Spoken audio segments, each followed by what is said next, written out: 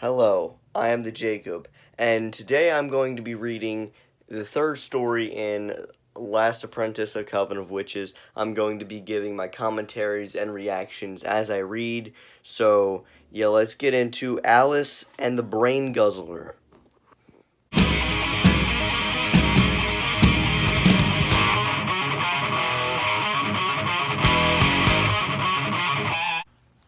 Alright, I'm back. It's the next day, and I'm going to read Alice and the Brain Guzzler. So, Chapter 1. My name is Alice Dean. My name is Alice Dean, and I was born into the Pendle witch clans. Didn't want to be a witch, did I? But sometimes you've no choice and things just happen. I remember the night my aunt Bonnie Lizzie or Boney Lizzie? Because if it's Boney Lizzie, that'd be cheesy as frick. But if it's Bonnie Lizzie, that would make sense. I don't know. I'm just going to call her Boney Lizzie. Came for me. Like to think I was upset, but I don't remember crying. My mam and dad had been cold and dead in this damp earth for 3 days, and I still hadn't managed to shed a single tear. Though it wasn't for want of trying. Tried to remember the good times, I really did. And there were a few, despite the fact that they fought like cat and dog and clouded me even harder than they hit each other. I mean, you should be upset, shouldn't you? It's your own mam and dad. Do you want me to say mom or mam? Because it's literally M-A-M. I don't know whether to say mom.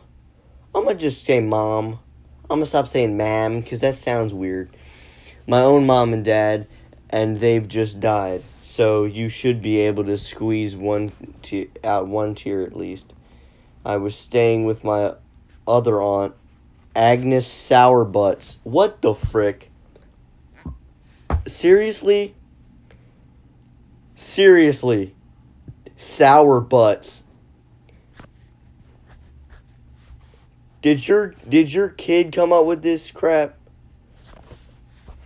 Boney Lizzie and Sour Butts. What?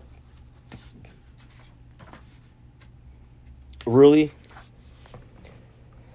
She'd taken me in and wanted to bring me up proper and give me a good start in life. Fat chance of that.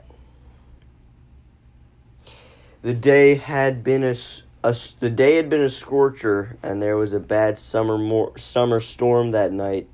Forks of devil lightning sizzling across the sky, and crashes of thunder shaking the walls of the cottage and rattling the pots and pans. But that was Nout. N-O-W-T. Nout. Note. That was note compared to what Lizzie did. There was a hammering at the door fit to wake up the rotting dead. And when Agnes drew back the bolt, Boney Lizzie strode into the room, her blank hair matted with rain, water streaming from her cape water streaming from her cape to cascade onto the stone flags. Agnes was scared, but she stood her ground, placing herself between me and Lizzie. Leave the girl alone, she said calmly, trying to be brave. Her home is with me now. She'll be well looked after, don't you worry. Lizzie's first response was a sneer. They say there's a family resemblance and that I'm the spitting image of her, but I could never have twisted my face the way she did that night. It was enough to turn the milk sour or send the cat shrieking up the chimney as if old Nick himself was reaching for its tail.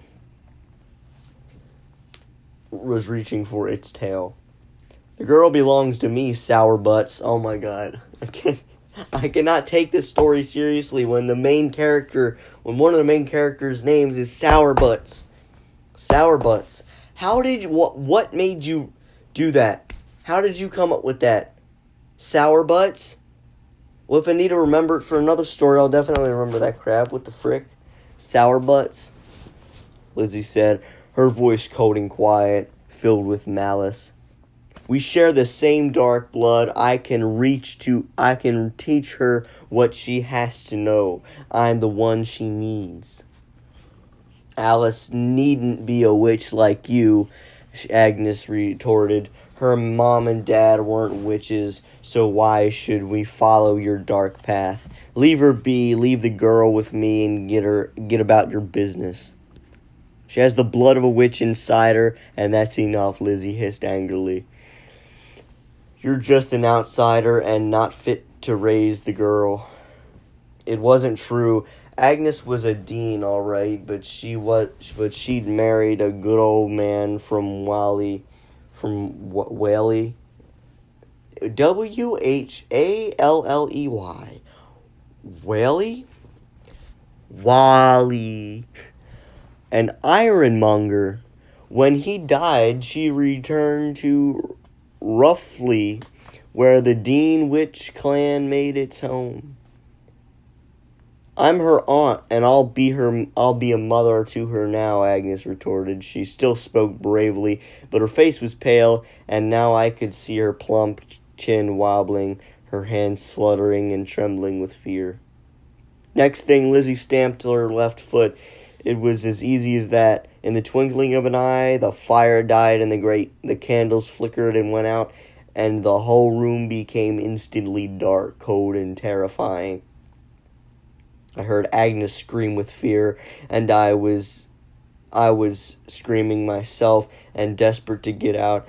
I would have run through the door, jumped through a window, or even scrabbled my way up the chimney. I'd have done anything just to escape. I did get out, but with Lizzie at my side. She just seized me by the wrist and dragged me off into the night.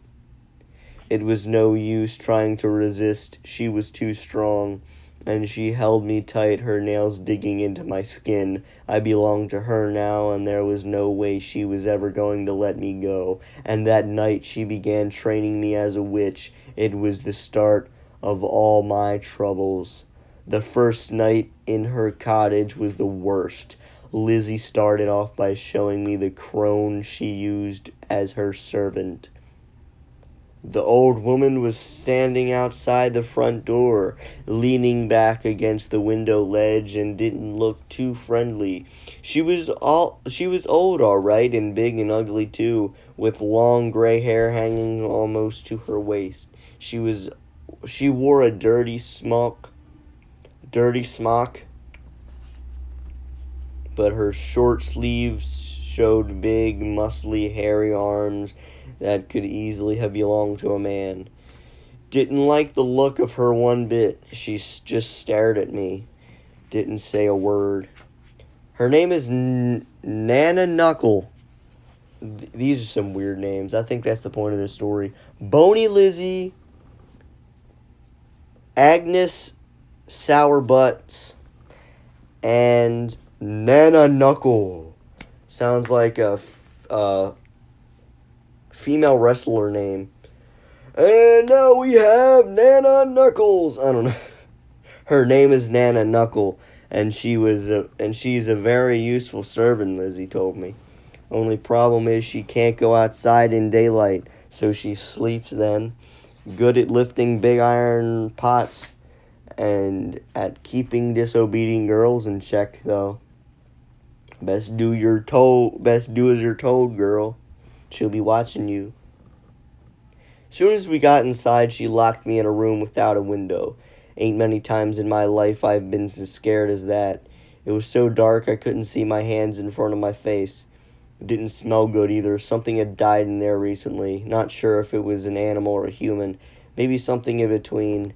But it had breathed its last slowly and in great pain. Didn't take much sniffing to work that out. Sniffing is a gift. Born that way I was. Always been able to do it. But I didn't know then that you could be trained so that it would become a powerful sense. Almost as useful as the eyes in your head. That was the first lesson Lizzie gave me, dragged me out of that stinky dark room well before dawn and took me outside. There were 3 small fires burning, and above each a black bubbling iron pot with a wooden lid. "Well, girl," Lizzie said, that sneer on her face again. "Let's see how strong your gift is. In one of those pots is your breakfast. Find it and you'll eat well. Lift the wrong lid and you'll eat what's inside anyway. Either that or it'll eat you." After the storm, the air was much cooler and shivering with cold and fear. I stared at the 3 pots for a long time, watching the lids twitch and jerk as the water bubbled and the steam rose. At last, Lizzie lost patience and gripped my shoulder hard, pushing me closer to the pot on the left. "Get on with it, girl, if you know what's good for you." I was scared of Lizzie, and she was hurting. I was scared of Lizzie, and she was hurting my shoulder, her sharp nail pressing right into the flesh as if searching for my bones. So I did what she said. I sniffed her 3 times. I sniffed 3 times. I lost my place. I sniffed 3 times. Didn't smell good. Something wick in there. I felt sure something alive when it ought to be dead. Something thin and twiggy, but still moving in that bubbly, boiling water. Lizzie dragged me along to face the center pot. Sniffed it 3 times again, and I didn't like what was inside that one either. Something soft and squishy it was. Something that once grew in the ground, but not fit to eat. I was sure of that. One bite of what was inside would boil your blood, make your eyes swell and pop right out of your head. Didn't want to eat that any more than what was in the first pot. The third pot contained rabbit, tender, delicious pieces of it, melting off the bone and almost ready to eat. One sniff, and I knew that for sure. This one, I said, "I'll eat rabbit for breakfast." I lifted the lid to prove that I was right. "That was easy enough, girl, but you're right. This morning, you'll enjoy your breakfast," Lizzie said. "Now let's see what's in the middle pot. What do you think it is?" "Something poisonous. Just one mouthful and you'll be dead." And you'd be dead. "But what kind of poison?" demanded Lizzie. "Can you tell me the ingredients?" I shook my head and sniffed again. "Maybe toadstools? Not sure." "Lift the lid and take a look." I replaced the lid on my breakfast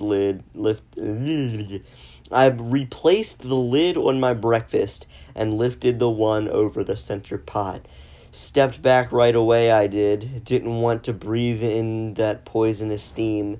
There were pieces of toadstool churning in the boiling water. 9 different toadstools in there, Lizzie told me. By the end of the month, with just 3 sniffs, you'll know everyone by name. You've a lot of work ahead of you, girl, but the gift is strong inside you. Just needs developing. That's all. Now try the 3rd lid. This pot really scared me. What lay within? What could survive in that boiling water? As I hesitated, Lizzie dug her nails deeper into my shoulder, hurting me so much that despite my fear, I reached for the lid. As I slowly lifted it, Lizzie released me and stepped back. I got the shock of my life, almost wet myself, I did. A small, evil-looking face was watching me from within the pot. The head of the creature was just above the boiling water, but I couldn't see its body. Suddenly, it leaped at my face. I dropped the lid and ducked. It went straight over my head. I turned and saw that it landed high on Lizzie's chest, its ugly head nestling at her throat. It convulsed and burrowed down into her dress, hiding. Ew! So that thing in the pot right there, you see that? You see that crap? The camera's slowly panning away from it. The picture slowly panning away from it. But yeah, that thing in the pot poking its eyeball out of the water, yeah, that thing is what is happening right now. And that just hid in Lizzie's shirt. So, okay. This is old Spig, my familiar. Lizzie said with a fond smile, he's my eyes, nose, and ears. Doesn't miss much, does old Spig. So you know as you're told, girl, or so you do as you're told, girl, he'll find you out. And once he tells me you'll be in real trouble, then I'll teach you about pain. That was my first sight of Lizzie's familiar. Mostly, she was a witch who used bone magic. But for Lizzie, old Spig was well worth his keep. He was scary, and from that first time I set eyes on him, I knew he'd give me trouble. So if you don't already know, in witch lore, mostly made up by that one dude, I forget what his name was, but I watched there's 3 videos on YouTube, and they're called History of Witches in the part 1, The Burning Times, and then there's part 2, Witches in Literature, and then there's part 3, Witches in Film. But the dude that wrote the book of how to search for a witch, basically, toads, cats, or what was the third animal? I forget. But there was different pets that witches were claimed to have, and they were just common pets, such as cats or whatever, for the time.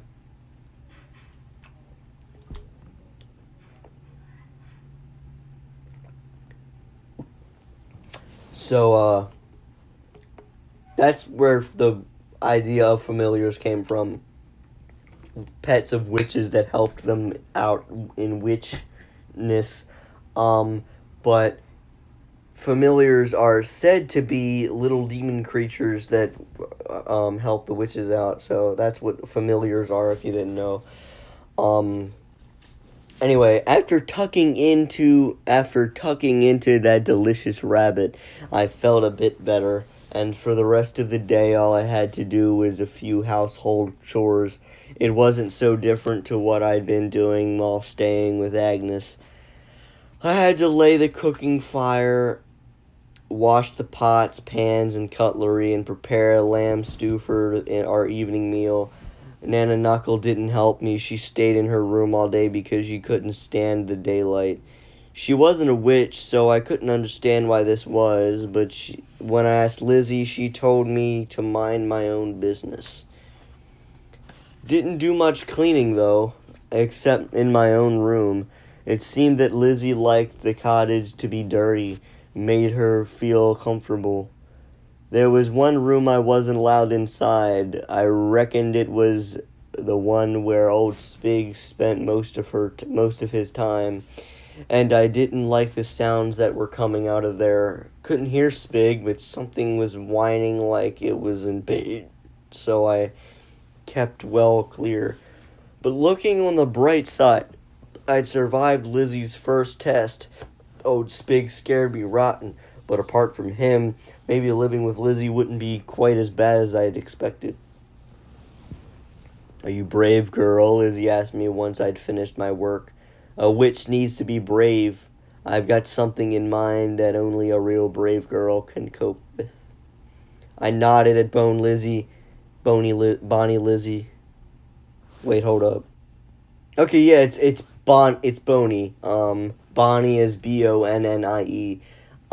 So I nodded at Bonnie Lizzie. I didn't want to admit that I was scared, but my teeth were chattering with fear, and she smiled at my discomfort as if it gave her pleasure. The sun had been down about half an hour, and we were standing in her small front room, which was very gloomy. A single candle made from black wax was flickering on the mantelpiece, filling the corners with strange shadows. "Are you strong, girl?" "Strong for my age," I told her, nodding again with voice quavering. "Well, all you have to do is go down into Witchdale and bring me back a special jug. You'll find it buried close to the trunk of the tallest oak there. Dig where the moon casts. Dig where the moon casts the tree's shadow at midnight. My whole body began to shake then. The dell was full of dead witches. They came out at night looking for blood. Are you going to be a witch, girl? Lizzie asked. Is that what you want? I didn't really want to become a witch, but to say no would have made Lizzie really angry, so I nodded for the third time. Then don't be afeard of dead witches. Besides, those down in the dell won't do much harm. They're all sisters in death. They don't bother one another much, and they won't bother you. Get ye gone, but be sure to be back afore dawn. What's in the jug will spoil in daylight. So that was chapter 1. And there's 4 left, so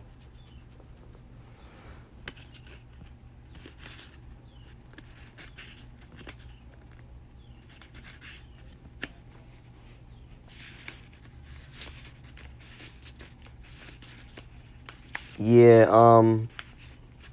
so I'll be back.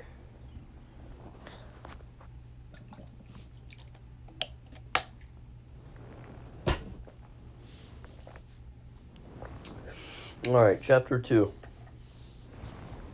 A witch you'll always be. Witch Dell was north of the Devil's Triangle, the 3 villages where the Malkins, Deans, and Moldheels made their homes. It was a clear night, the moon waxing to 3/4 full. Pendle Hill to the west was bathed in a silver light, and so bright that the moon shined at only 2 stars in the sky. And so bright was that moonshine that only 2 stars in the sky were visible. When I reached the dell, it was less than half an hour before midnight, so I couldn't afford to dawdle and walk straight in. It was a gloomy patchwork of dappled moon shadows, the gnarled roots like ogres' fingers clutching the ground. But last year's autumn leaves were heaped thickly around the trunks of some of the trees. That bothered me. They could have been blown there by the wind, but a dark alternative wormed its way into my head. They could have been piled there by dead witches, couldn't they? Dank, loamy beds to rest dead bones under on a chill night. Leafy layers from which to strike, grasping the ankles of unwary travelers before dragging them down for a blood feast. Had to trust what Lizzie had told me, though, that they wouldn't hurt me, that the dead forgot clan enemy, and what the frick is that word? Enmities.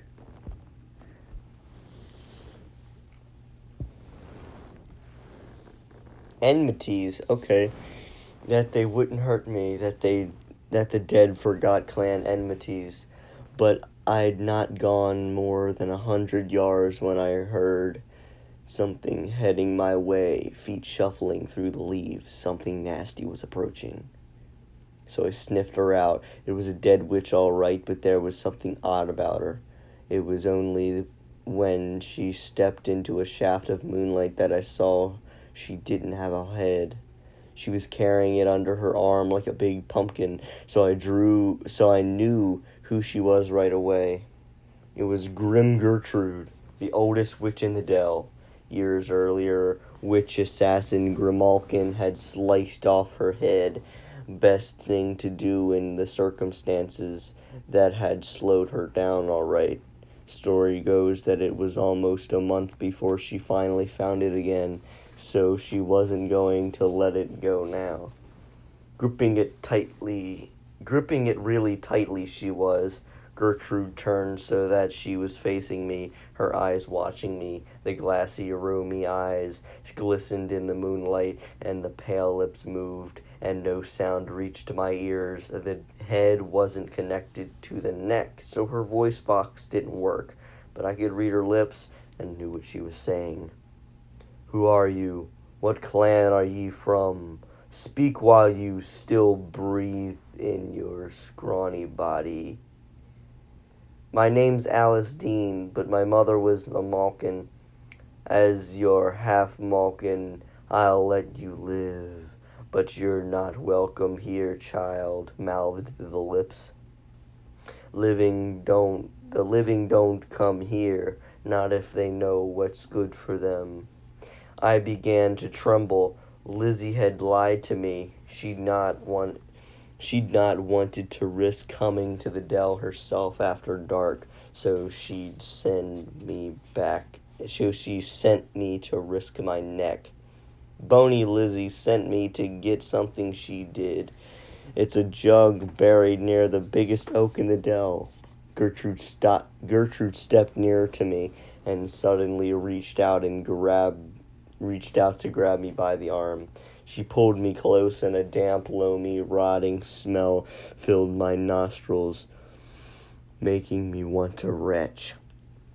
Do you do everything that Lizzie tells you? She asked. She's my mistress and is training me to be a witch. Don't have much choice, do I? Gertrude sniffed at me 3 times. You were born a witch, and a witch you'll always be. Don't have to be Lizzie who trains you. You've got the makings of somebody really strong. You could find someone else to show you the way.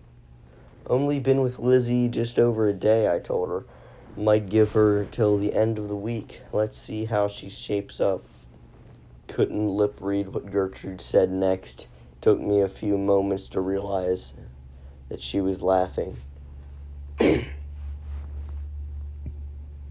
You've got spirit, girl, her lips mouthed at last. If Lizzie don't suit you, I can... If Lizzie don't suit, I can teach you all about the dark. Won't be the first dead witch who's trained a young girl and shown her what's proper. Can't do dark magic myself. Been dead too long for that. But I do still remember how things are done, and I can see that the power's in you. Together we could bring it out. We'd make a good team, me and you. Help each other. So think it over, girl. You know where to find me. Now go and get what Lizzie needs. I won't stand in your way. I watched the dead witch shuffle off into the trees, her head still tucked underneath her arm. Dead and smelly she was, but still nicer than Lizzie. I went on till I reached the tallest oak tree in the dell, waited until exactly midnight, and then dug with my fingers close to the trunk in the shadow cast by the moon. Didn't take me long to find what Lizzie wanted because it wasn't buried very deep. It was a small earthen jug. The lid was fastened on tight. I didn't try to force it off. It was Lizzie's business anyway, so I took it back to her. Well done, girl, she said, giving me a twisted smile. Now get yourself to bed. I've got work to do, and it's not something you're ready to see yet. You'll need mouths of training before you're ready for that. So I went up to my room and tried to sleep. It took me a long while because every time I closed my eyes I kept seeing scary Gertrude. The noises coming from downstairs didn't help either. I heard what sounded like a wild animal growling, and then a little later a young child bawling its eyes out. When I finally nodded off, I slept for hours. Lizzie didn't bother to wake me, and I didn't get up till late afternoon. Look what the cat's dragged in, Lizzie said as I staggered down the stairs. Now you're up at last, you'd best get busy making supper. Fancy a good beef stew? I do. I'm going out and won't be back until after dark. Make sure that the stew's waiting for me and that it's piping hot. Sleeping in late had given me a headache, so I went for a stroll first to clear my head. Enjoyed my walk and got back later than I'd intended, so I had to rush a bit with the meal. The sun had set before I even got started. I chopped up onions, potatoes, carrots, and beets and added them to the big iron pot where chunks of beef were already boiling away over the kitchen fire. Only really good at cooking one meal I am. That's rabbit turned on a spit over open fire. But though I say it myself about half an hour later, when I took a sip from the ladle, that stew was quite tasty. All I needed to do now was put the lid on and let it simmer until Lizzie got back. Had to root through her mucky cupboards and I can't read right now. All I needed to do now was put the lid on and let it simmer till Lizzie got back. Had to root through her mucky cupboards, and it took me quite a while to find the lid. While I was giving it a good scrubbing in the sink, I heard a noise behind me, what sounded like a splash. I turned round, but could see nothing. Puzzled, I dried the lid and carried it across to the pot. What I saw next made me come to a sudden halt and drop the lid, which fell onto the flags with a loud clang. Two eyes were staring at me from the pot. It was Lizzie's familiar, old Spig, but only his ugly head was visible. The rest of him was hidden by the bubbling stew. His mouth was wide open, and he was slurping up the boiling liquid just as fast as he could. That's Lizzie's supper. She ain't going to thank you for eating it, I warned him. Spig's eyes widened a little, but he didn't bother to reply. He just kept on gulping down the stew, as if he couldn't get enough of it. I started to get angry.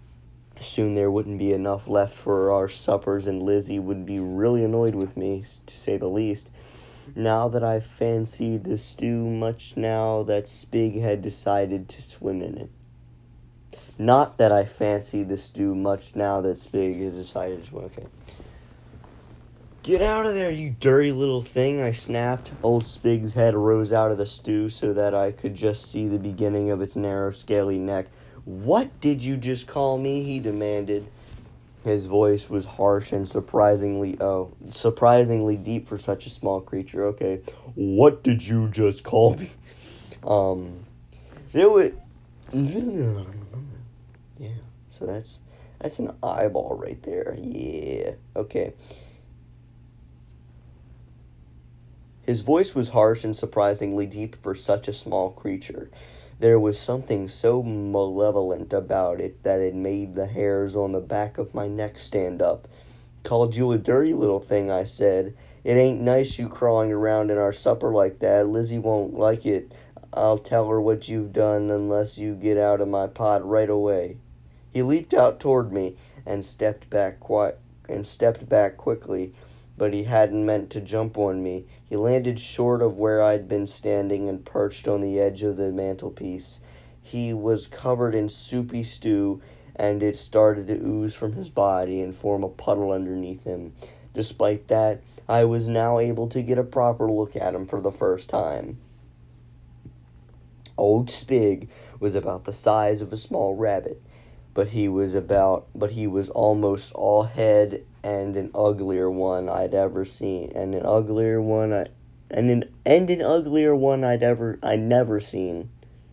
Hold on, what? Old Spig was about the size of a small rabbit, but he was almost all head and an uglier one I'd never seen.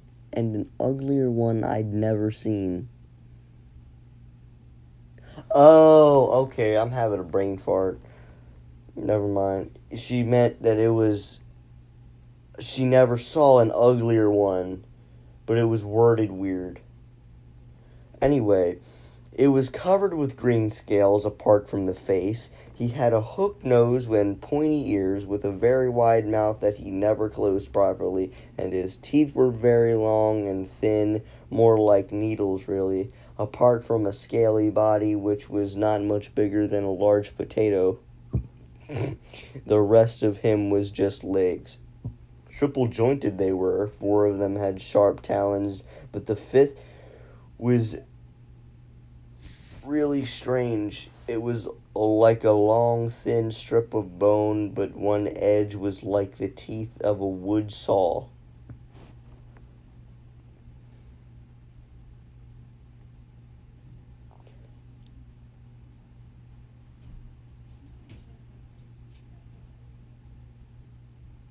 Why does this thing have only 5 legs? That's weird.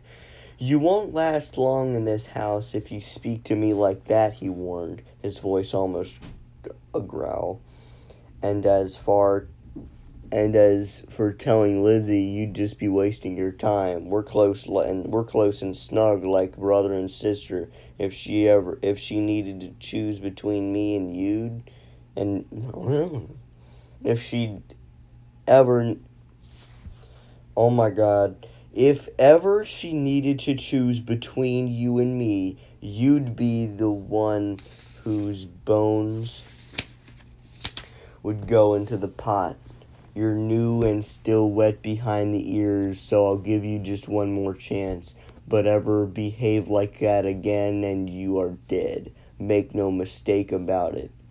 That said, Spig leaped from the mantelpiece onto the floor and scuttled across the kitchen, leaving a trail of gravy across the flags, which I had to clean up after him. Later, when Lizzie got back, I decided to tell her what Spigs had done anyway. Eat up your stew, girl, Lizzie commanded.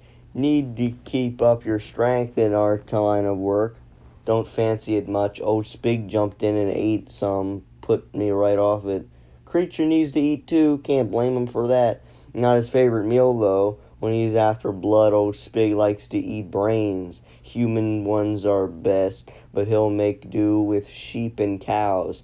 Once he was so desperate he cut off the top of a hedgehog's head and tried to crawl in. Funniest thing you've ever saw. I couldn't touch the stew. I left Lizzie eating her supper and went to bed early. At the top of the stairs, I found someone standing outside my room. It was Nanna Nuckle, and she didn't look happy. She stepped to one side as I reached for the door handle, but then when I crossed the threshold, she gave me a slap across the back of my head so hard that it almost knocked me out. It almost knocked me into the middle of next week. What was that for? I asked angrily as I regained my balance. It was for giving me cheek, girl. I won't tolerate cheek.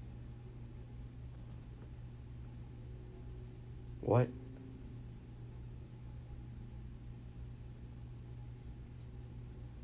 With that, Nanna Nuckle stomped along the landing to her own room. I hadn't given her cheek. I thought to myself, what on earth was she on about? I may be stupid, but what does giving cheek mean? It means to talk back to her sarcastically. And, of course, I'm still confused because she never talked back to her sarcastically. But that's the point of the cliffhanger of that chapter. She literally says, what on earth was she on about? So we got 3 more chapters left. So, hola! Okay, today we're going to read chapter 3, Nanna Nuckle's Head. The following morning, Lizzie started to teach me all about plants and herbs. To my surprise, it wasn't just about stopping enemies' hearts or cankering their brains. She taught me about healing too, and some plants were both good and bad. One of those was called mandrake. Eating it could make you fall unconscious too much and you'd never wake up. or it could drive you absolutely mad, but it could also purge poisons and take away the pain of a bad tooth. Lizzie said its roots were shaped like a human body, and it shrieked when you dragged it from the ground. I'd have liked to see one of them, but Lizzie said they were rare in the country. Are these the thing? Oh my, yep, Mandrake. They're the things from Harry Potter.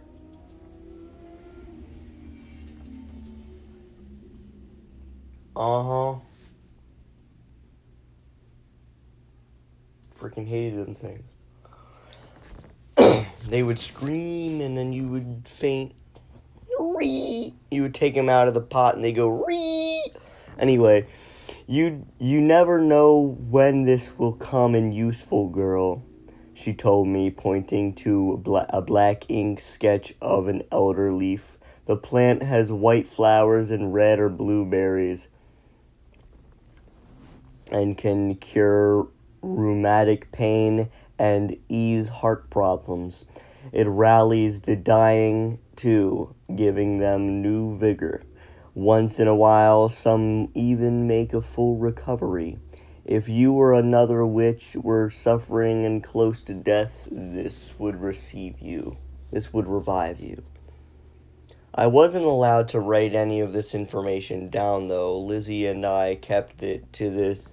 Lizzie said I had to develop my memory. She said a witch needed to keep most of her spells in her head, so she didn't need to waste time looking things up in books again.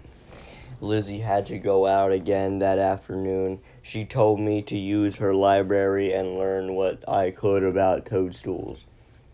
It wasn't much of a library, just 2 shelves of mildewed books down in the cellar.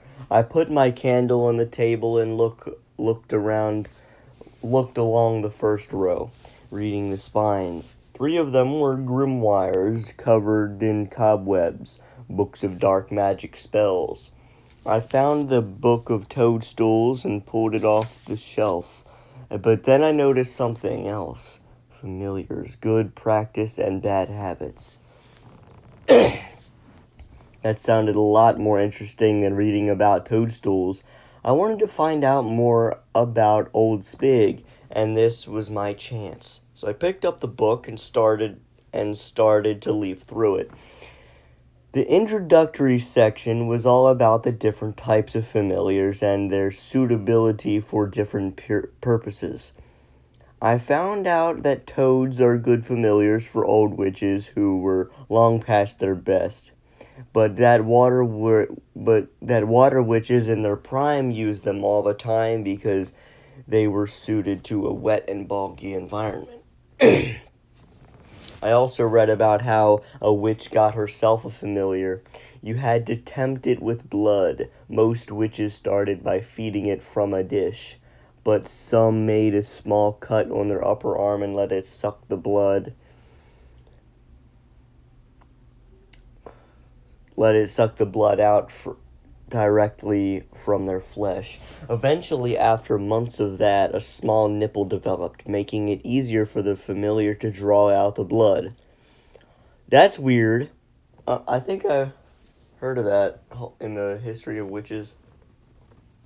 The Burning Times. Yeah, it's a 44-minute documentary about the burning times of witches, and they talked about a lot of that, and the small nipple developing, I think that the video talked about that. Anyway, that's weird though. Like, what? It's just weird. Anyway, it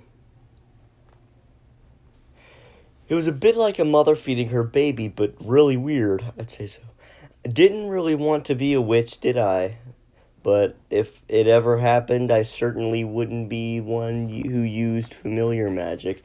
I flicked through the back faster, trying to find out what old Spig was. No sign of him at first, but then I came to the last chapter, which was very long. It was called The Highest and Most Dangerous Categories of Familiar. Lots of strange creatures there, including boggarts and water beasts, which I had already heard of. As for some of the others, I didn't even know that they existed in our world. Maybe some came through portals from the dark, but I didn't have time to read it all and find out. The opening paragraph contained a warning. These types of familiar are difficult to control and can present serious dangers to a witch who employs one in her service. Frequently, the creature becomes threatening, and over time, the familiar often assumes the dominant role, a witch then becomes the servant. Then I came to a whole page of sketches. Whoever wrote the book had done a little drawing of each category with the name underneath and a page reference. Old Spig was there. He was what they called a brain guzzler. I was just turning to the page to find out more when I was suddenly interrupted. There was a tremendous, anguished cry from somewhere upstairs. It sounded like someone had been hurt badly. Lizzie had gone out, so who could it be? Nanna Nuckle? After the way she'd clouded me the previous night, it wouldn't have bothered me if she'd fallen downstairs and broken her blooming neck. But I left the cellar and went to find out what had happened. She wasn't in the kitchen or the gloomy front door. Neither was she lying dead at the bottom of the stairs. A pity, that. So I went up to her room. The door was open, and I could see her sitting on a chair next to her bed. I gasped in horror at what I saw. I couldn't believe what had happened to her. It was just too horrible. I started shaking all over. The top of her head had been sliced off and was hanging forward over her face, held on by just a bit of skin. That is freaking disgusting. And the inside of her skull was empty. Old Spig had killed her. What the frick? He'd guzzled her brains. I want to look up a picture of a brain guzzler. Hold on.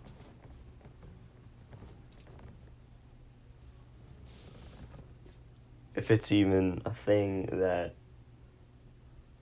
Like, if it's something he made up, it might not have a picture. And my Wi-Fi is being a piece of crap.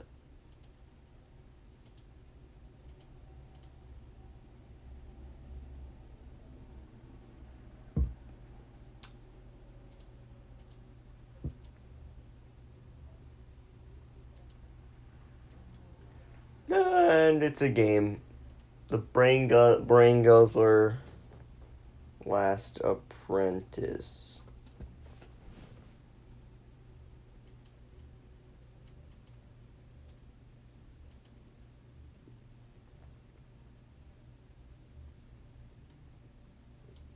I don't know. But anyway, I ran down the stairs in panic, desperate to get as far away as possible. What if Spig was still hungry, and he wanted my brains too? I might well be next. I ran out into the woods and hid among the trees, waiting for Lizzie to return. She'd know what to do. Soon it started to rain, and I got soaked to the skin. But I was too scared to take shelter back in Lizzie's house. Lizzie didn't come back until well after dark. I heard her coming through the trees toward the house and rushed to meet her. It was the nearest I ever came to being glad to see her. "What ails you, girl?" she shouted as I ran toward her. "Old Spig has killed Nanna Nuckle," I gasped out. "He's sliced open the top of her head and eaten her brains." Lizzie came to a halt, but instead of being shocked and outraged, she started laughing. It was loud, wild laughter. that could have been heard for miles.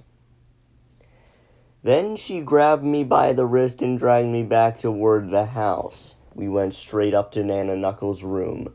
To my surprise, the woman was sleeping in her chair, snoring away, with her head slumped forward onto her chest, her long gray hair hanging down like a dirty curtain almost as far as the floor. But I saw it, I protested. She was dead and her head was wide open and her skull was empty. Instead of replying, Lizzie stepped forward and eased away a curtain of hair to show a red line around the top of Nanna Nuckle's head. Old Spig's inside her head now, fast asleep. I'd show you how cozy he is, but it's best not to disturb him. Likes his rest, he does. So he has eaten her brains. That's true enough, girl, but it happened long ago, to be truthful. Nanna Nuckle didn't have many brains left to eat. She was getting forgetful and couldn't concentrate, but she was still strong, and that big body can do lots of useful chores for me, like lifting big iron pots when I mix up my potions and poisons. So I let Spig guzzle her brains. It's a good arrangement. He finds it cozy inside her head. Once inside, he can look through her eyes, hear what she hears, and talk using her voice. So he uses Nanna Nuckle's body to do heavy work for me. It's a good arrangement. Old Spig spends about half his time in there. But I heard her cry out in pain last night. That's why I went upstairs in her room. Nanna Nuckle isn't there any longer, but when Spig opens up her skull to climb out, her body feels the pain and sometimes gives a gasp or even screams if Spig is a bit rough. Anyway, now you know, girl. So take care and do as I say. That big old body is starting to slow down, and old Spig will be looking for a replacement soon. Best make sure it's not you, girl. I went to bed, glad to take off my wet clothes. I'd a lot to think about, and I lay there in the dark for hours before finally dropping off to sleep. That was why Nanna Nuckle had clouded me the other night. I realized it had been Spig taking his revenge because when he was in the stew, I called him a dirty little thing.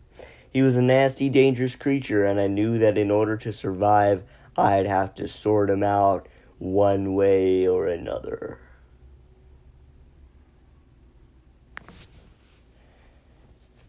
And we have 2 chapters left, and the next one's called Chapter 4, Brain Plugs in Apple Juice. What the frick? But, yeah, I'm going to take a break and then I'll read this one and then the next one. And then I'll have one more story to read. Yep. Okay, I went to take a break and then I realized I have nothing to do other than read. So I'm going to just continue reading this book. Okay, Chapter 4, Brain Plugs in Apple Juice. How does he come up with this crap? The next 4 days were uneventful. Okay, have some boring days then. The next 4 days were uneventful, and I was starting to get into a routine. Daytimes were the best because then I saw neither hide nor hair of old Spig and Nanna Nuckle. Lizzie liked to sleep in late, and after I'd make her breakfast, I'd have a lesson, usually the only one of the day. A lot of it was memory work. She'd make me learn spells by heart and then recite 'em back to her. Later, I'd go down into her little library and study the book she'd suggested. After that, I'd go and collect herbs and toadstools before making the main meal of the day. But then it happened. I was making another stew. It was lamb this time. Lizzie had caught and killed one north of Downham and carried it over her shoulders all the way back to her cottage. wasn't the only thing she'd killed, either. I saw the thumb bones she pulled out of the leather pouch she was wearing. Oh, wasn't the only thing she'd killed either. I saw the thumb bone she pulled out of the leather pouch she always wears. They were human, and small too. She'd probably killed a child, and it was too horrible to contemplate. I could never do that, so it stood to reason that I could never become a bone witch. Anyway, I was making the stew when old Spig jumped into it again. This time he didn't even wait until my back was turned. He came over my shoulder from behind and landed slap bang in the middle of it. Gravy splashed up onto my dress, face, and hair. It was boiling hot too, and it hurt. And there he was, just his ugly head showing while he slurped away like there was no tomorrow. I saw red, and before I could bite my tongue, I really gave him a tongue off. "Get out of there, you ugly little thing," I shouted. "Get out now, you greedy, slimy piece of muck. Don't you mess with me." Old Spig got out, jumping onto the mantelpiece again. I could see him quivering with anger. His mouth kept opening and closing, showing the sharp little needle-like teeth. It was a long time before he spoke, and when he did, his voice was low and dangerous. "You're as good as dead," he told me. "Brains are best eaten just before the full moon, and that's when I'll eat yours. Soon I'll be sawing off the top of your head. Can't wait to get inside." With that, he put the edge of the strange little bone limb he had against the edge of the wooden mantelpiece. Back and forth he drew it, and that sharp-toothed edge cut through the wood like butter, with the sawdust falling into the hearth. Then he leaped down and was gone, leaving me trembling. It was just a few days till the full moon. What could I do, I wondered. Tell Lizzie? I decided to do just that, even though I wasn't at all sure she'd help me. "Old Spig said he's going to eat my brains," I told her just as she was starting to eat her lamb stew. "Is he now, girl? You must have done something really annoy him then." He jumped in the stew again, and I called him names and shouted at him to get out. Threatened me, he did. Said I was as good as dead and that he'd kill me before the full moon. Lizzie never even looked at me. She just kept shoveling stew into her mouth. "Can't you help me?" I asked her at last. Finally she glanced my way, but her eyes were hard and cruel, with no hint of any kind of sympathy for my plight. "I'm training you to be a witch, so there's one thing you should get into your head now, and that's before Spig's teeth get there," she said. "A witch needs to be hard. She needs to survive. This is between you and old Spig. You gotta sort it out one way or another. Either that or you're not up to the job, understand?" I nodded. I would get no help from Lizzie. That was certain. "Anyway, tonight you must take yourself up to the dell again. I've buried another little jug close to the roots of that tree. Make sure you have it back here well before dawn. Moon won't help you this time, so the digging might just take a little longer." That much was true. There was indeed no moon that night. A storm was moving in from the west, the wind bending the tree branches, the whole dell groaning and creaking as if in pain. Only halfway to the old oak I was, when grim Gertrude found me, moved fast for such an old dead witch who was carrying her head under her arms. Got herself between me and where I wanted to go. "Left Lizzie, haven't you, and come to work with me?" the pale lips mouthed. "Ain't ready to do that yet a while," I told her. "No time like the present, girl. You and me would be useful to each other. I could teach you so much more than Lizzie. Help you lots, I could." It suddenly dawned on me that Gertrude might just be able to help me now. There was no harm in trying. Who else could I turn to? "Trouble is, Gertrude, I may never be able to work for you. Going to be dead myself soon. Lizzie's familiar Spig is going to guzzle my brains. Told me he'd do it before the next full moon, and Lizzie won't help. Said I needed to be strong and survive, but I don't know I don't know what I can do. There's always a way, girl, especially when you've got friends like me to help you. Don't you know what's in that little jug that Lizzie sent you to get? Wouldn't let me see into that last jug I brought her, told me I'd need a lot of training before I could see into it. Did she now? Well, inside are prime plugs for young brain. Prime plugs of young brain. I'm not sure I want to understand what that means. Fermenting in apple juice. Whenever Lizzie kills somebody, she takes the thumb bones and gets bits of brain for old Spig as a treat. Doesn't saw the tops of their heads, though. Got an easier method than that. Has a special tool she uses. Plunges right up through the nose and into the skull and cuts out a few choice brain plugs. Brings them back and puts them into that jug with a good lashing of juice. Buries it close to the roots of that tree and leaves it for a few nights to ferment in alcohol. Old Spig loves it. There's lots of magic in this Adele that's seeped out of dead witches.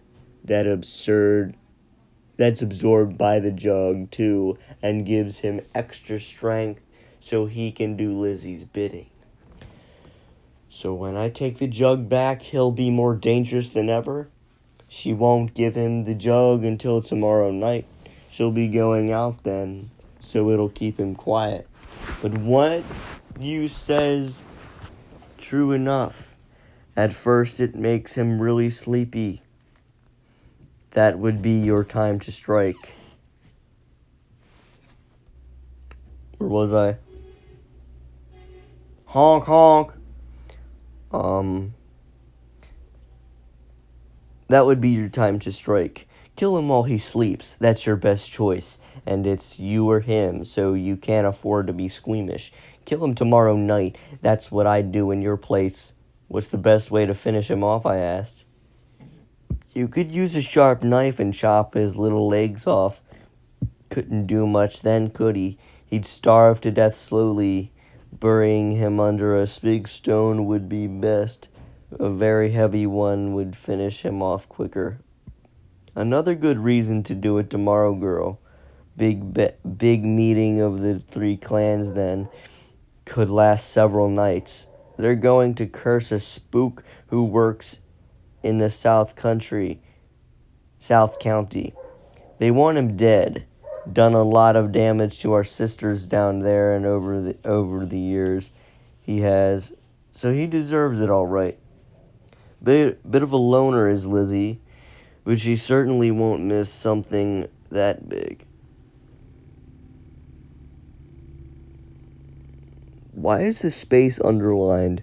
The space between the word won't and miss on page 109 is underlined, and it's weird. Unless it's a printing error or something. I don't know. But you certainly won't miss something that big. So she'll be out, leaving you alone in the house with old Spig. So kill him then. I'd killed things before, mostly by wringing their necks. Chickens, rabbits, and hares. You've got to eat, and everybody does that. But killing something that talks, that's different. Didn't like the idea at all. But if I didn't kill old Spig, then he'd kill me for sure. So I didn't have much of a choice. When I got back, I gave Lizzie the jug, then went straight to bed. The following day it rained heavily and Lizzie was quiet and in a right mood. Didn't even bother to give me a lesson, just sat staring into the fire all afternoon, muttering to herself. So I went down to her little library. and started reading about familiars again, and the last chapter with a section on brain guzzlers. It didn't tell me much about how to deal with old Spig. I suppose that's the last thing that crosses most witches' minds. They want to befriend and control a familiar, not kill it. But there was one interesting section on Guzzler's likes and dislikes that told witches about their vulnerabilities. Brain Guzzlers can tolerate extreme temperatures, but they love boiling liquids, in which they happily immerse themselves for hours at a time. Although they can generally look after themselves, it is important to be aware of some weaknesses that may be exploited by a witch's enemies. The hard scaly head and body are tough and resistant to the sharpest of blades, but salt is corrosive and burns them. Even if there is insufficient to kill them, salt saps their strength and affects their coordination. A blade can also be used to remove their limbs and immobilize them. They are also vulnerable to sunlight and rarely venture out during the day. The line about cutting off their limbs told me that dead Gertrude knew her stuff, all right. That was all the help I could find in that book, but it was useful to know about salt. Not that it was of any immediate help. Lizzie didn't like the stuff, and there wasn't even a pinch of it in the house.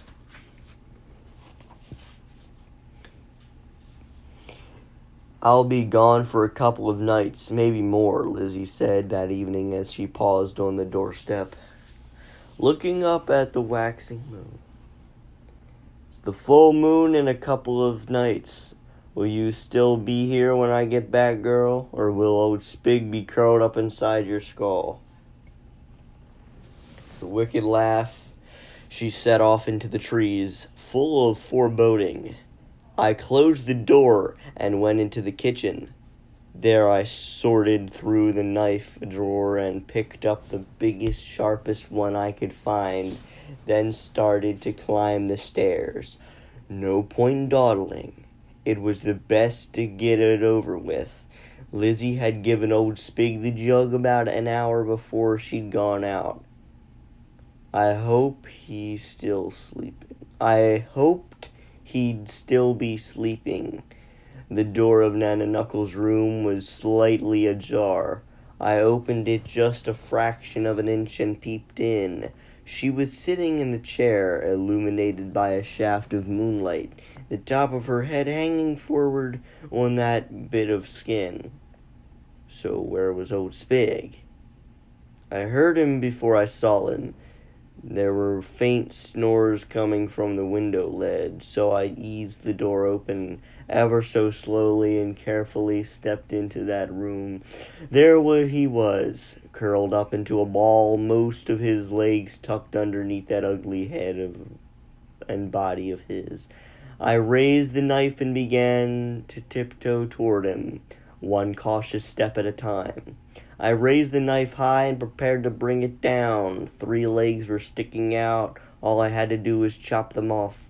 He'd probably jump up in pain and fright, and then I could slice off the other ones. But I hesitated, and my hand began to tremble. To do that in cold blood was horrible. I just couldn't force myself to bring down that knife. Suddenly, both Spig's eyes opened wide, and he stared right at me. "You'd kill me in my sleep, would you?" he said, his voice quiet and dangerous.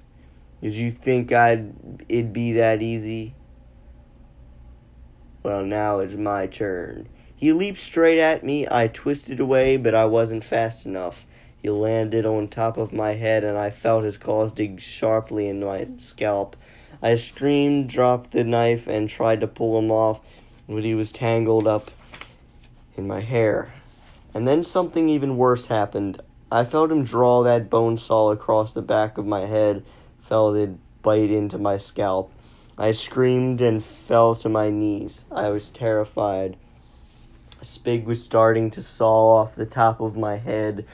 There was only one thing I could do, one last chance. I crawled over to the wall and butted my head against it as hard as I could. Spig cried out as I squashed his body against the stone. Twice more I did it. Then he let go and dropped to the floor, twitching and gasping. I knew that wasn't the end of him, so I stumbled to my feet and ran out of the room and down the stairs and then out of the house into the trees. I halted then and looked back, watching the doorway to see if he'd followed me. Didn't take that long before Spig came after me, but now he was inside Nanna Nuckle's skull, so I kept moving through the trees, farther and farther from Lizzie's house. Wasn't that worried though. She was big, strong, and ugly, and if she got a hold of me, those big hands could kill me without a doubt. But she had to find and catch me first. Nanna Nuckle wasn't a witch, so she couldn't sniff me out. As long as I kept moving, I'd be safe, and she'd have to be back in her room before dawn. For now, the worst was over, but Lizzie would be away for at least another night, and after dark, I'd have to face Spig again.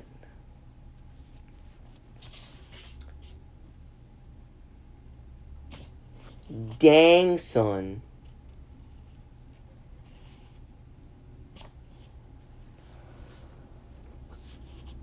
So,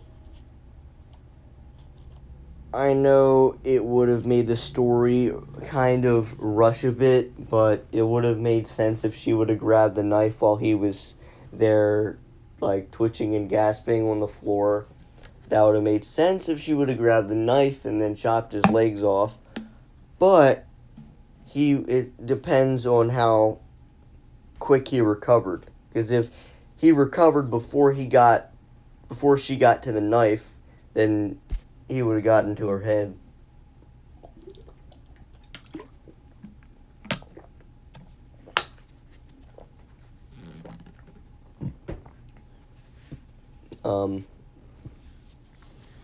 So yeah, I'm liking the story. This is probably my second favorite story.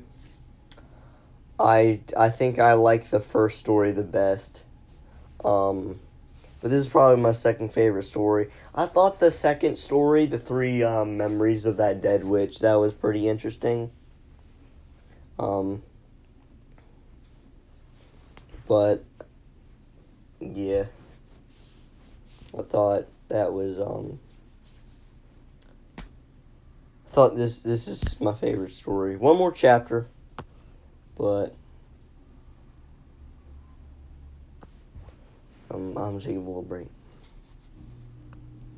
So, I just looked at the total page count of the book, and it's 224.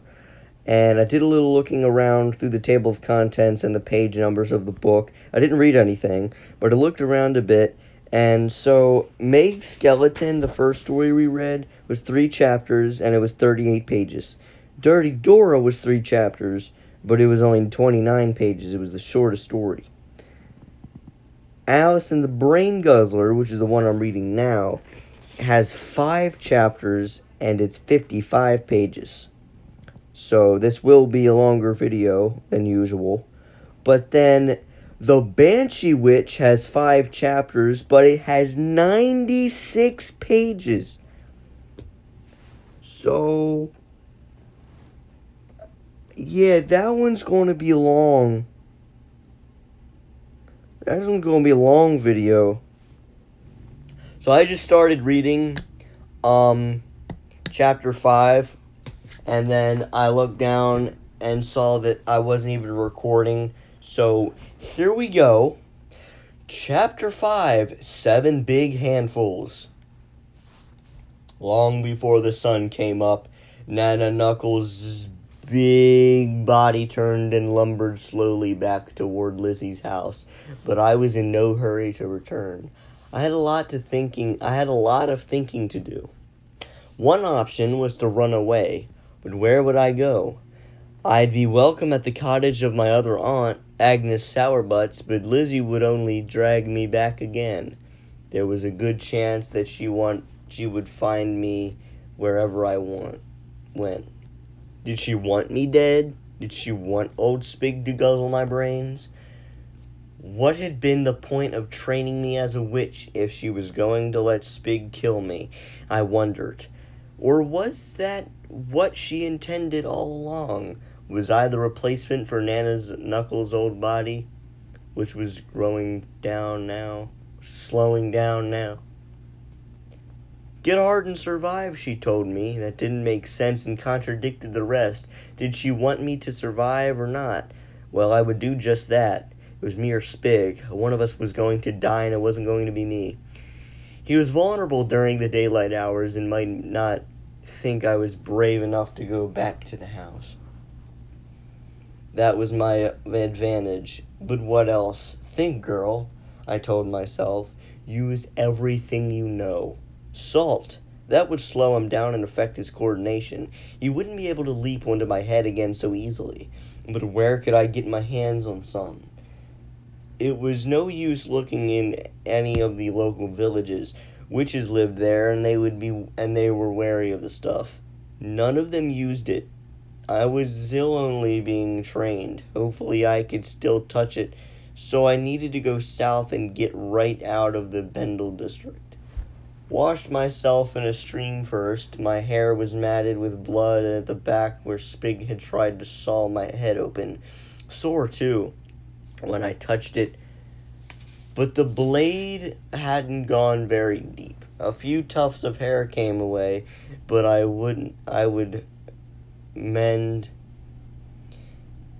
eventually. I'm not a thief, never take stuff that doesn't belong to me, but I was desperate. Besides, salt's cheap and I didn't want that much. So I saw a farmer and his wife in the distance, working in the fields. So I sneaked into their store. There were big sacks of salt, but I found a bit of cloth and wrapped what I needed in that. 7 big handfuls. That done, I set off back toward Lizzie's house. It was late afternoon when I walked into the kitchen, plenty of time to sort out what I needed. I went upstairs first to see what was what. Took a knife and a handful of salt just in case. Eased open the door of old Spig's room, gloomy in there it was, with the heavy curtains closed. I waited for a few moments for my eyes to adjust, then tiptoed in. Nanna Nuckle was in her usual position in her chair, the top of her head hanging forward, but there was no sign of Spig. Wasn't daft, was he? He was hiding away somewhere until dark. So I had another think.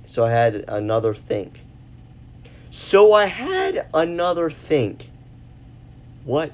I had to make the best of the situation, and after about half an hour or so, I had worked out what to do. I went down into the kitchen, made myself a brew, and had something to eat. Then I searched Lizzie's house to find the things I needed. She'd no idea of how to keep things tidy and organized, so it took me ages. One of the things I found was a meat cleaver heavier than a knife, and just what the doctor ordered. About an hour before dark, I went back to Spig's room and made my preparations. That done, I became nervous and kept pacing up and down. But then, as it started to get dark, I hid behind the door, the cleaver in my right hand, salt in my left. Only Spig didn't make much noise. Old Spig didn't make much noise when he approached. I could just about hear the tapping of his spindly limbs on the floorboards as he came to the door. I was scared and my hands were trembling, but I couldn't afford to miss. Make a mistake, and a minute later, I'd be dead. At the very last moment, he saw me, but it didn't do him any good. I hurled the handful of salt at him.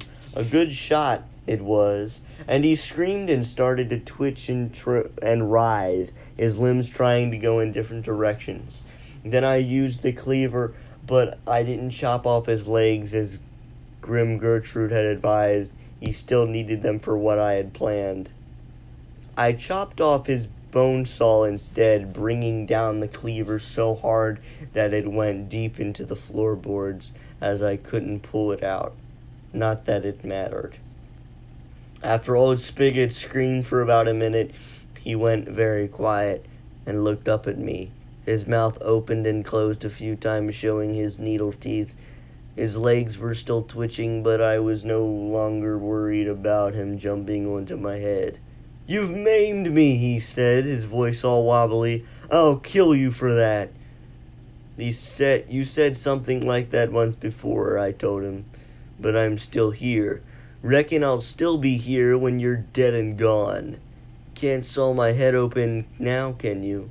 "Not today I can't, but it won't take long to grow back. Didn't you know that, did you? All my limbs grow back eventually. And now I'll make you wish you'd never been born. I'm going to twist your head off your scrawny neck." That said, he leaped toward the top of Nanna Nuckle's head, which was exactly what I wanted. No doubt he wanted to use that big body to hurt me good and proper.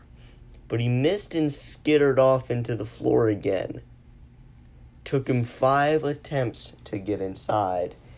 As soon as he managed it, Holdspig started screaming.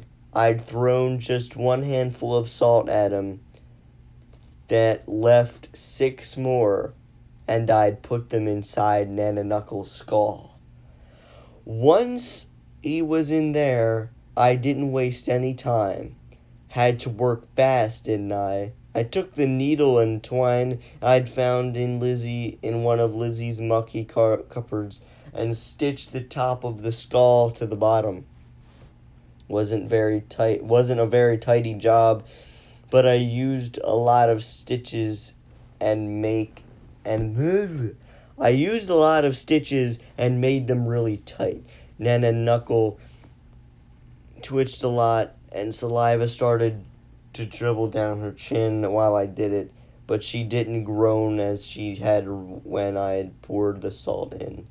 Old Spig was trapped inside. I didn't think his bone saw would grow back fast enough to save him. When I went back the following morning, Nanna Nuckle was very still. She looked dead. Couldn't tell whether old Spig was still alive inside her skull. But when I put my ear really close, there were no sounds. Of course, it didn't help that I'd pulled the curtains right back and a shaft of bright sunlight was shining straight into her face. Wasn't over yet, though, was it? I still had to face Lizzie and tell her what I'd done. I was sitting on a stool in front of the fire when Lizzie came home. It was late afternoon. "You still here?" she asked. "Thought you'd be dead by now." "It's old Spig that's dead," I replied. "I killed him." "Pull my other leg," she said. "It's got bells on it." "Ain't joking," I told It got bells on it. "Ain't joking," I told her. "He's upstairs."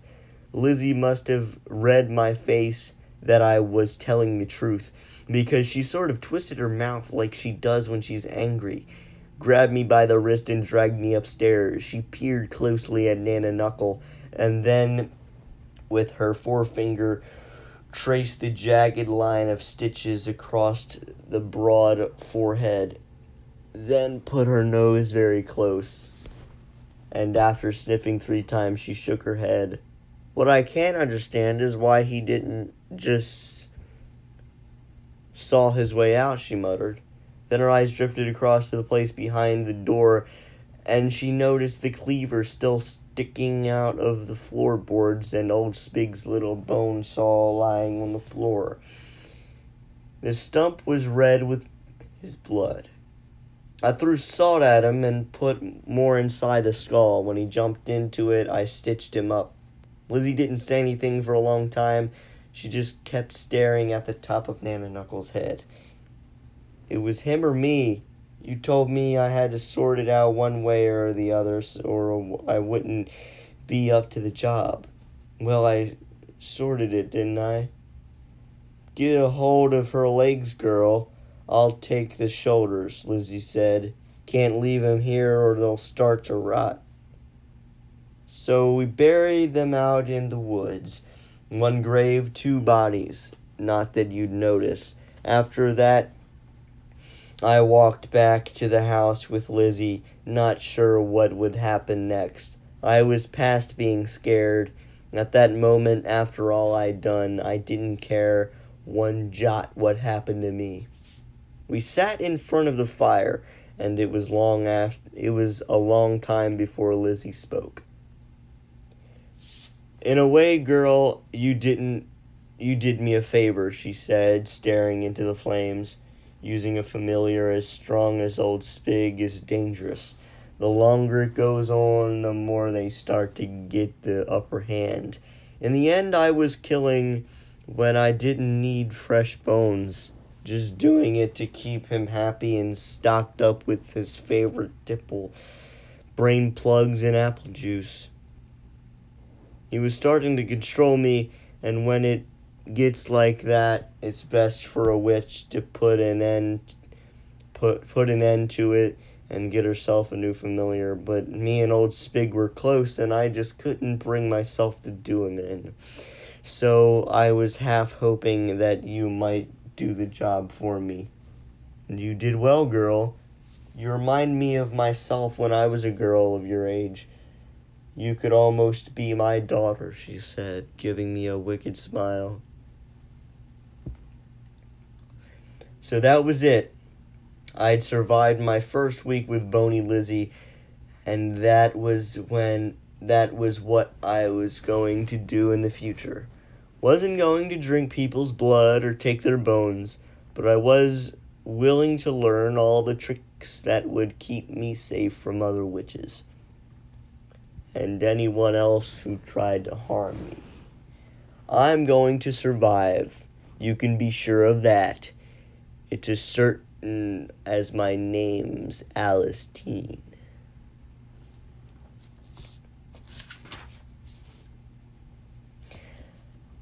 That was a cool ending. I liked the wittiness of her putting the salt in Dan and Nuckle's skull. That was smart. I like the witty fights, and stuff, 'cause it makes you oh my god, I would never have thought of that. But yeah, you have to think with the kinds of fights where you're weaker than your opponent, you have to use wittiness. And I really liked the wittiness of that fight. That was definitely my second favorite story, if not the favorite story so far. The first story, I mean, they're all different. The first story was a guy falling in love with a witch, and she was very different from the witches that we're hearing now. And Dirty Dora was a dead witch. That was 3 different memories of her, of the only 3 memories she remembers. So that it was really interesting to see, because it's really interesting the different stories, because the first one was a love story. The second one was 3 memories of, only 3 memories Dirty Dora had. And then this one was a story of normal witches in training, learning, and wit, and I really liked it, of how it just introduced the characters and stuff, and then there's sort of the twist at the end where Lizzie was actually hoping that he would die, showing that she wasn't as evil as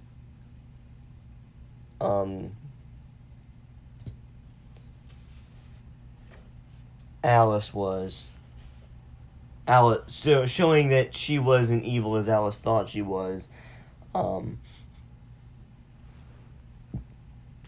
But yeah, basically, it's hard to pick a favorite because they were all kind of different stories. But the next story is 96 pages. And that'll be a long video, man. So anyway, I liked the story. I liked the witty fight. I liked the